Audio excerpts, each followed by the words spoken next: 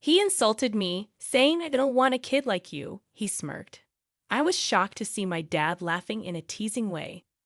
Sorry, but I won't be taking care of you.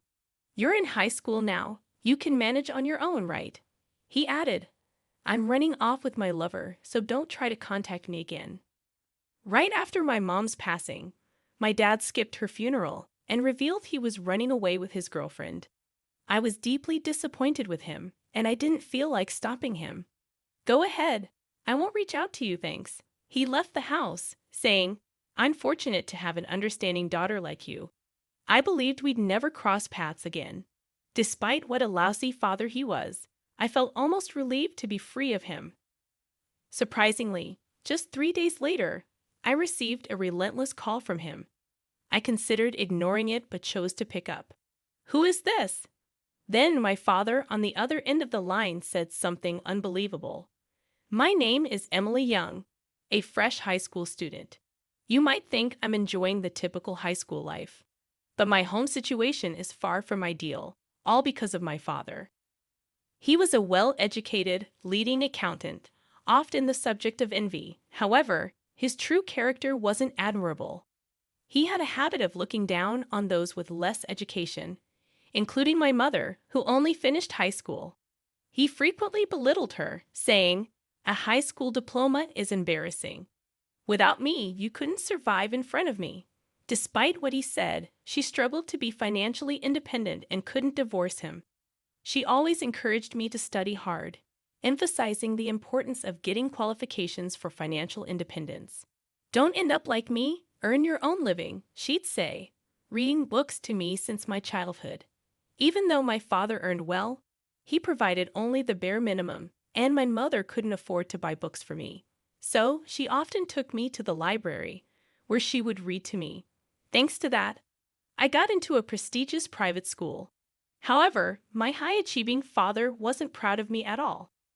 He had no interest in me, not even knowing which high school I attended. His disinterest stemmed from archaic views of male superiority. Once he learned I was a girl, he lost interest. He had initially wanted a son to inherit his accounting firm, but that dream ended when my mother gave birth to me and couldn't have more children. Since then, he hardly showed any interest in my mother or me. When he was drunk, he'd insult my mother, saying, "Dan, I'm such a nice guy to marry an ugly, stupid woman like you." She'd ask him to stop, especially in front of me. But he'd get furious, yelling, "What, talking back to me? Do you realize who's feeding you, you useless woman?" I couldn't bear to watch, locking myself in my room and covering my ears. His tyranny extended beyond verbal abuse. He also had a troubling habit of infidelity.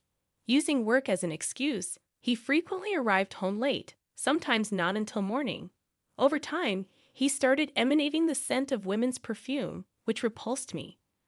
I'd remark, "Your perfume is too strong," pinching my nose. He'd respond with disdain, saying, "What? You think your nose is too good? Why did he wear perfume too? A woman like you can't survive without relying on a man." I harbored deep resentment toward my father for uttering such demeaning remarks to his own daughter. However, it seemed like he didn't even realize the extent of my disdain. He'd continue with comments like, "You do take after your mom with that plain face and personality. What's the use of a girl like you studying? You'll just end up a woman with too much pride, and no man will come near you." While he consistently insulted my mother for lacking education, he belittled me for being educated, claiming it was pointless for a woman to study. I considered this man truly hopeless. Adding to the frustration, he scarcely provided us with any money, yet adorned himself in expensive brand suits and watches. Even his loungewear was stylish, leading me to question the economic inequality within our own home. When I proposed to my father, "If you have that much money, why don't you buy something for Mom?" he merely snorted, saying, "It's my hard-earned money. What's wrong with spending it on myself?" He adamantly refused to spend a penny on us. It was solely because of my mother that I could endure those days. However, just as I entered high school, she was diagnosed with breast cancer. By the time we discovered it, it was too late, and she had a limited time left. Upon learning about it, I broke down, clinging to her and crying. I questioned, "What am I going to do without you, Mom?"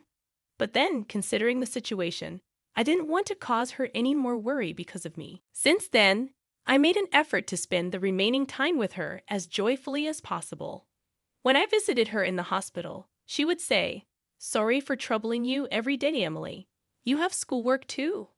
You don't need to visit me so often," with a relatively cheerful smile.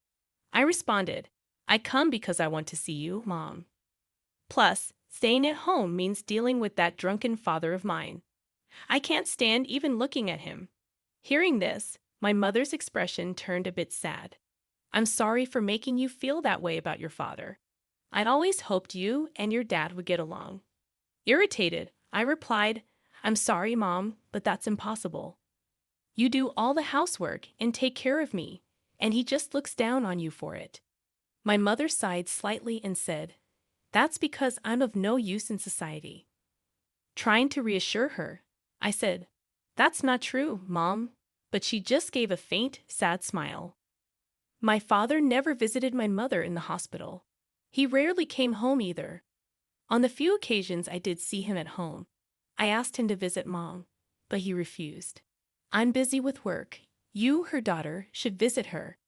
Dan, her suddenly getting sick and leaving all the housework undone is such a nuisance." Horrified, I responded, "How could you talk like that? Can't you at least worry about Mom a little?" He replied with disgust, saying, "Worry? I'm more concerned about my own future. She promised to take care of me for life, and now she gets sick so soon. It's unbelievable." I couldn't suppress my anger and shot him a glare. "What's with that look? You do realize you're living off me, right?" I wanted to leave this house, but frustratingly, he was correct. I was still a freshman in high school and under his roof. Then, a month later, my mother passed away. Amidst the grief, I busied myself with preparing for her funeral. My father insisted we didn't need to have a funeral and provided no help. However, I was determined to give my mother a modest farewell. I called him, mentioning his busy work schedule and infrequent returns home. "Hey, I've decided to hold a funeral for Mom, so please come." When did I stop referring to him as Dad? That thought crossed my mind, but I had no intention of using that term ever again. Annoyed, he replied, "Dan, I told you we don't need a funeral. I'm not going to spend any money on that, you know. I'll work and pay you back in the future, so please at least come to the funeral. I'm busy that day, plus I hate such pathetic events like funerals," he said before hanging up abruptly. I was left speechless. Despite our strained relationship, he had been married to her for years, yet he wouldn't be there for her final moments or even attend her funeral. This was the breaking point for me. I lost all respect for my father. The next day, an unusual event occurred. I thought it was rare for my father to be home, but there he was in the living room with a large suitcase. Seeing my puzzled expression, he blurted out, "I don't need a brat like you," sneering. I was stunned to witness my father laughing mockingly. "Sorry, but I'm not going to look after you. You're in high school. You can live on your own, right? I'm eloping with my lover, so don't ever contact me again." Immediately after my mom's death, without attending her funeral, my father declared his elopement with his mistress. I was completely disillusioned with him and had no intention of trying to stop him. "Just do whatever you want. I won't be reaching out to you, that's for sure. Thanks. I consider myself fortunate to have such an understanding daughter," he said before leaving the house. I believe that was the last encounter between us. Strangely, despite how awful he was as a father, I felt oddly relieved to be free of him. However, just 3 days later, I received a persistent call from him. Initially contemplating ignoring it, I eventually decided to answer. "Who is this?" Startled by my response, he stammered, "You. How can you ask who is this to your own father?" I retorted sharply, "Do you really think I still see you as my father? Are you foolish?" This seemed to fluster him even more. "Hey, you've done something terrible, you know. Because of you, I might lose my job." "What are you talking about? I haven't done anything." "Weren't you the one who said never to contact you again?" I replied casually.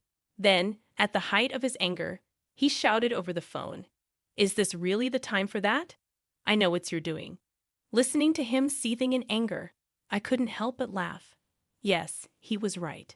The predicament he found himself in was a result of my actions. This takes us back to before my mom was diagnosed with breast cancer. Frustrated with my father's constant infidelity, I decided to gather evidence of his affairs by snooping through his phone. When he was intoxicated, he often carelessly left his phone unlocked, walked away, and dozed off. Swiftly taking his phone from his hand, I began sifting through the photos. There they were, numerous pictures of my father with a woman who appeared to be his mistress. I saved those photos to my phone. I embarked on a mission to uncover the identity of my father's mistress. However, being a high school student, my resources were limited. In contemplation, a close friend mentioned, my friend's cousin is a private detective. I pleaded with the friend to introduce me to the detective, who agreed to investigate my father's mistress, saying, "Okay, I'll do it for my cousin's sake, and you can pay me later." The investigation yielded intriguing results. The mistress, Natalie Grubb, was supposedly 32 years old, residing alone in a luxurious condo. "But this condo is too big for one person," pondered the detective. Delving deeper, he discovered that Natalie had a husband on an overseas assignment. My father, under the impression that Natalie was single, was in for a rude awakening. Upon learning this, I couldn't help but laugh. On the day my father abandoned me and left the house, I sent photos of his affair with Natalie to her overseas husband. Half of the photos were taken from my father's phone, and the rest were captured by the detective. Presumably, a furious call from Natalie's husband reached my father, and I could hear his agitated voice on the phone. Accompanying the photos sent to Natalie's husband was a letter stating, "Your wife is having an affair with my dad, and you knew about it, didn't you?" "Yeah, you heard right." "Well, it can't be helped." "Yes, I did it, but so what?" "I just told the truth," I responded, leaving him speechless and trembling with anger. Adding insult to injury, I remarked, "Planning to elope without even knowing she was married? That's just stupid," further fueling his fury. "What do you mean, stupid? Talking to your parent like that? What you did is not just telling a husband about his wife's affair. It's more serious than that," he solemnly stated. Intrigued, I asked in a puzzled tone, "What? What do you mean?" "That's the problem. You don't understand the gravity of the situation," my father continued, his voice trembling. "Natalie's husband, he was an important executive at a major client of my company. No way, really." I exclaimed in surprise, though I already knew. Unaware of this revelation, my father lamented in a dark tone, "Oh, unfinished. How did it come to this?" The detective's investigation had unveiled that Natalie's husband was an executive at S Corporation, a publicly listed company and a key client of my father's firm. Upon discovering that S Corp was a major client of my father's company, a thrilling sense of excitement surged within me. This presented an opportunity for revenge for my mother. Yesterday, Natalie's husband stormed into the office, spreading affair photos of me and Natalie throughout the company. Stunned, I momentarily froze but coolly remarked, "Serves you right." Quiet. You have no idea how much contempt I face from my employees. Me, the president, being ridiculed by those lower-level employees. It's humiliating. I couldn't suppress a laugh at his words. My father, always proud and condescending, was now scorned by his own employees. The irony was palpable. Soon, the president of S Corp contacted us, announcing the termination of their business relationship. Wow, that's serious. You really don't get it, do you? It's not just that. After S Corp pulled out, all my employees submitted their resignations. His words left me in shock. Everyone. Why would they do that? Because without S Corp, my company is finished. Is that so? My father's accounting firm, a small office with about 5 employees, relied heavily on revenue from S Corp. Frustrated with my father's tyranny, the employees likely decided to leave en masse once S Corp withdrew. Although surprised at the extent of the situation, It felt like just desserts given my father's actions. Natalie had left him, his employees were gone, and my father was now utterly alone. Despite his previous indifference to my mother and me, it turned out he was vulnerable to loneliness, which probably explained his repeated infidelity. Suddenly feeling lonely, he made an outrageous proposition. Well, it's fine. I was thinking of coming back home anyway. What do you mean? Well, I've broken up with Natalie, and I'm all alone now. I thought I'd come live with you. His audacious suggestion disgusted me. How could he have the audacity to return now? Living together harmoniously was impossible after everything. There's no way I'm living with you. I don't want to live with you at all. I flatly rejected his proposal. Unmindful of my disdain, he clung to the idea. Don't be so stubborn. You're still in high school, aren't you? Still a child. You should want to live with your parent, right? His statement was audacious, especially after claiming I could live on my own because I was in high school. How can he shamelessly say such a thing? Unfortunately for you, I can live just fine without you. In fact, my life would be a mess with you around. So don't you dare come back, I declared, and he grew angry. What are you talking about? That house you're living in is my house. It's only natural for me to return. No matter what you say, I'm definitely coming back. Faced with this reality, I had no choice but to concede. That's true. This house is in my father's name. So, I don't have the right to refuse him. That's true. I reluctantly conceded. Upon hearing my resigned response, he sounded relieved. Right. So from now on, let's live together as a family, just you and me. In response to his cheerful suggestion, I coldly retorted, no, it's fine.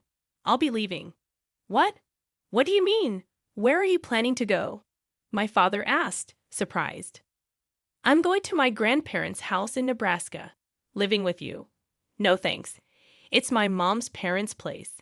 Anticipating my father's potential return to this house after learning about Natalie being married, I had already contacted my maternal grandparents in Nebraska as a precaution.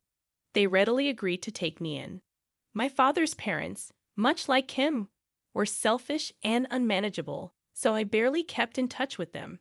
Hearing this, my father sounded troubled. Don't say that. We're the only family we have.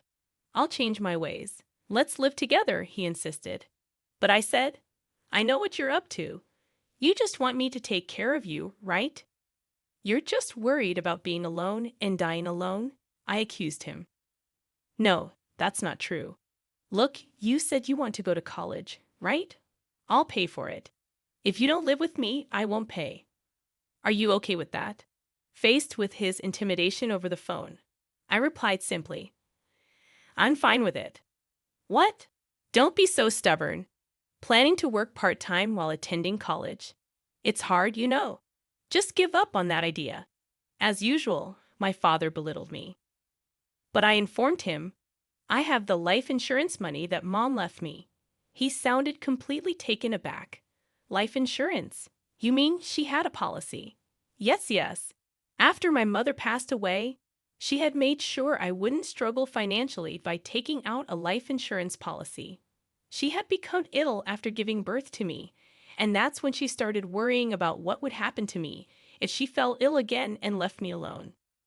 My father had no interest in me since then, and his infidelity was rampant. She was worried that after she was gone, he wouldn't provide me with enough money for college or even basic living expenses. So she managed with the meager allowance my father gave and did some work from home without him knowing, just so she could pay for the insurance. Wait a minute. Where did the money for that insurance premium come from? She was just a housewife, right? So does that mean she used my money to pay for it? My father, stingy as ever, questioned. If she took out insurance with my money, then I should get the payout, right? I couldn't believe he'd think there's a law for that. But I told him, no, you're wrong. Mom was working from home while being a housewife. She used that money for the insurance. What? My father, who had lived as he pleased, didn't want my mother working outside and never allowed her to even have a part-time job. So she chose work she could do from home and earned a small income without him knowing. Hearing this, he muttered, I've been deceived. She was doing all that behind my back.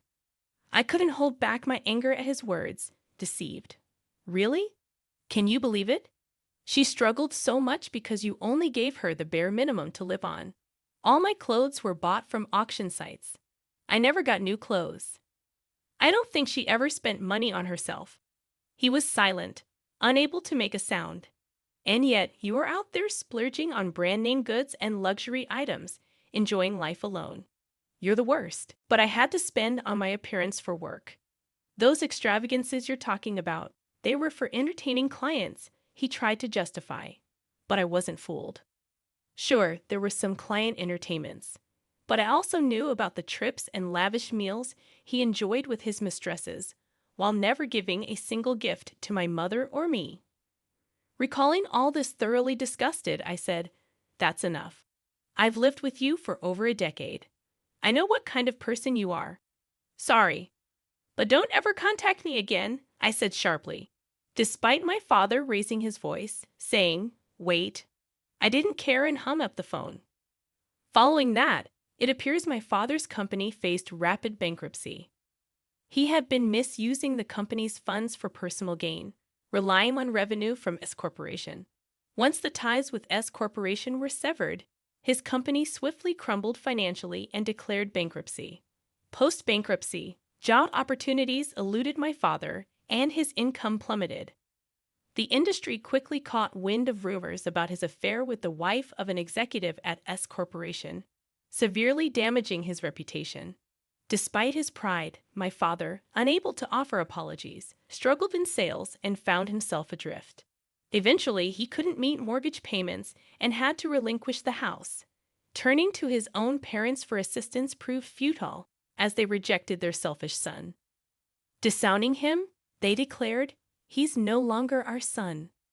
Socially and financially ruined, having lost home, family, and mistress, my father now lives on the streets. Unaccustomed to failure, he appears mentally fragile and incapable of reintegrating into society. On my part, after my mother's memorial service, I relocated to Nebraska to live with my grandmother, gradually settling into a more stable life.